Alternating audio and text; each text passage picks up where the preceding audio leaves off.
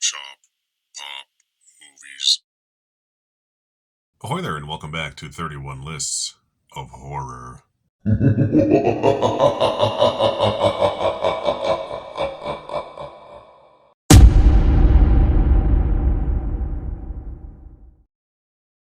Ahoy there, my name is Derek, the Convicted Cinephile, and if you're a Convicted Cinephile yourself, please like, share, and subscribe to the channel down below.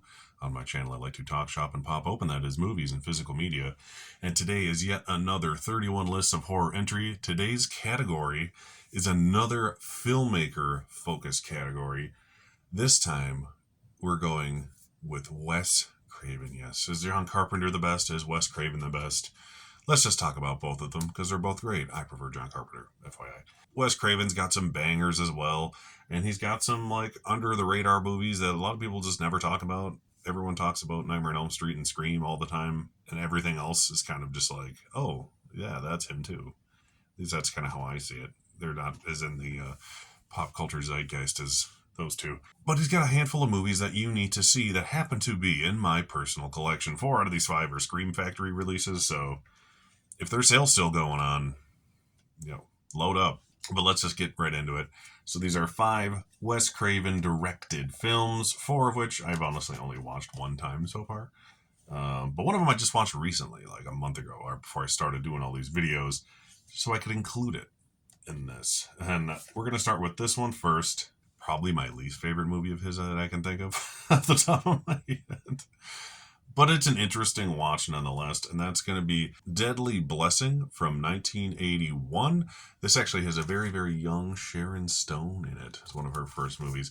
But you got Michael Berryman and, why am I brain farting his name? The only famous person in the movie at the time it came out, Ernest Borgnine. There we go, of Basketball. Academy Award winner, Ernest Borgnine. But this is like a farmland, creepy, spooky horror movie that's about a religious cult. And yeah, it's got some cool Freddy imagery in it, honestly. Like, he sort of ripped off like this sequence here that's on the original poster. When you see this in the movie, it very strongly makes you think of Nightmare on Elm Street. So essentially, he copied himself. Wes Craven copying himself is coming up more than once in this recommendation video. But like I said, it's one I need to rewatch. It's a very slow, quiet, spooky movie.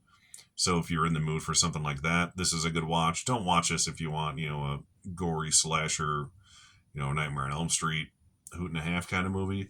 This is a very different kind of Wes Craven movie, but it's one that any horror fan needs to see just to get a grasp of his filmography. So Deadly Blessing, it ain't bad. Up next is another time Wes Craven sort of copied himself. He tried to create a new horror icon, and it didn't really pan out the way he hoped, I think.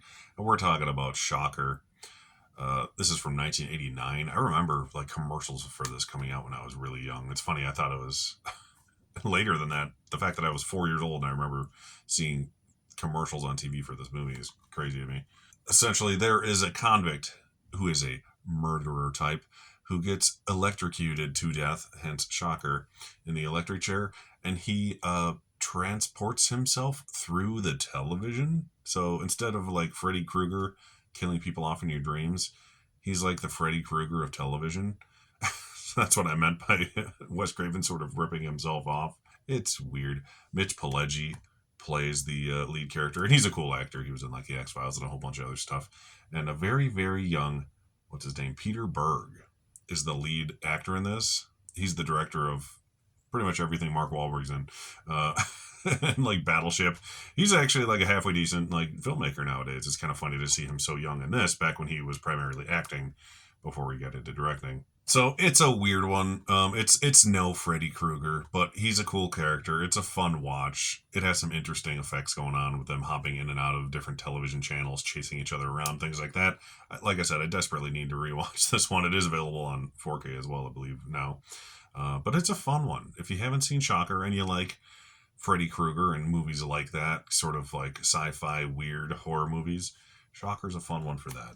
Up next is a lot of people's one of their favorite Wes Craven movies, and it's getting another new 4K release from Scream Factory in a hideous steelbook soon, and that's going to be People Under the Stairs, sort of a suburban urban horror movie, very African American character focused, which is different. It's very cool, especially for the time. This came out back in 1991. But yeah, I watched this one a few times. It's not my favorite Wes Craven movie. I don't think I'll be talking about my favorite Wes Craven movie in this list, oddly enough. But it is one of the better movies, definitely, he has made. It's one that I liked upon repeat watching. It's essentially a story about a young boy who gets trapped in his creepy neighbor's house only to find out how creepy they really are because there is, you guessed it, people under the stairs. So yeah, the couple in the house next door is very weird, over the top theater acting, creepy. Like they're so like, it's funny. They're like caricatures. It's hard to explain, but there's a lot of good special features on this Blu-ray and all the releases since. But yeah, it's a fun, creepy movie. If you haven't seen it, which you probably all have. Let's be honest.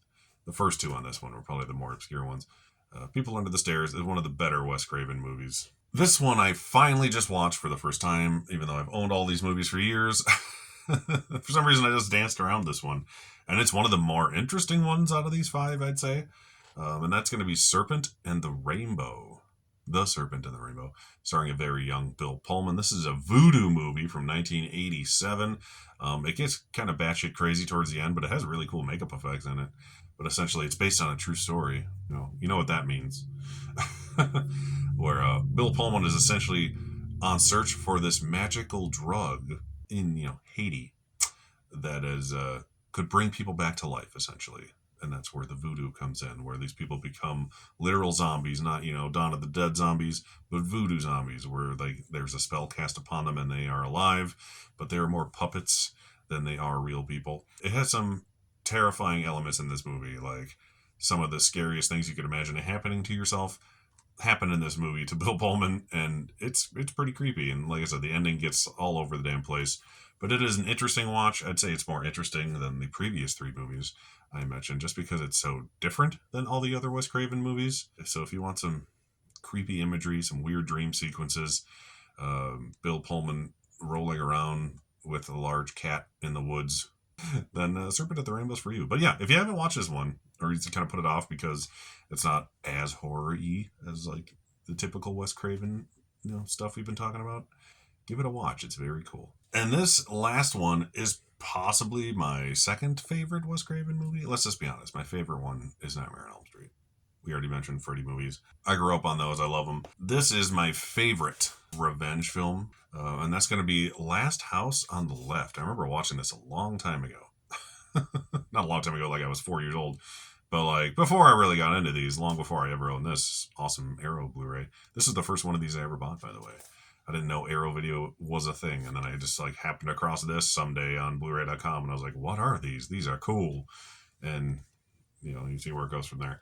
I have a T-shirt on my in my merch store parodying this. The to avoid fainting, keep repeating, "It's only a movie, only a movie, only a movie." Except for mine is, "It's only a joke, because I don't care about offending people with humor because I'm a millennial." The Last House on the Left is a story of these two young girls who have bad things happen to them from these bad people, and they are both, taken out of this world. And the real kicker is what happens when these gang members who did this horrible, horrible act are caught by the girls' parents themselves, and the parents take revenge on these terrible, terrible people. So it's your typical R-word revenge film, more or less. It's a great movie. Like, a lot of people can't handle movies like this because they're very graphic, and that's true, and I get why.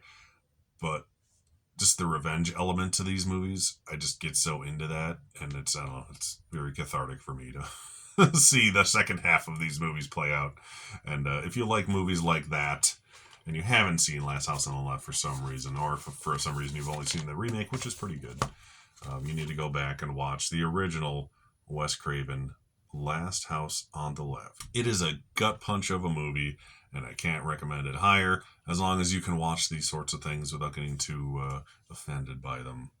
But you gotta watch different kinds of movies. You can't just all watch the same happy-go-lucky generic slasher movies. Sometimes you gotta shake it up and watch something that really affects you on an emotional level, because that's what art does, and this is a piece of art. Some people might disagree, but I love Last House on the Left. So those are my 5 Wes Craven recommendations from me to you out of my collection. Obviously, he's made more films that I did not mention that are probably more famous. Like I said, Scream and Nightmare on Elm Street and stuff. But those are so obvious. I wanted to dance around them and do 5 other films he's made, even though none of them, or some of them aren't, even though some of them aren't uh, my absolute favorites of the genre. A couple of them I truly, really love. And the other ones are all worth a watch. So if you need to dive deeper into the Wes Craven filmography, these are 5 ways you can do it. Once again, my name is Derek, the Convicted Cinephile. Please like, share, and subscribe to the channel down below. Thank you for watching, and I'll see you next time. Thank you so much for watching, everybody. Don't forget to like and subscribe to the channel, and channel memberships and merch are available on TeePublic and Spreadshop stores.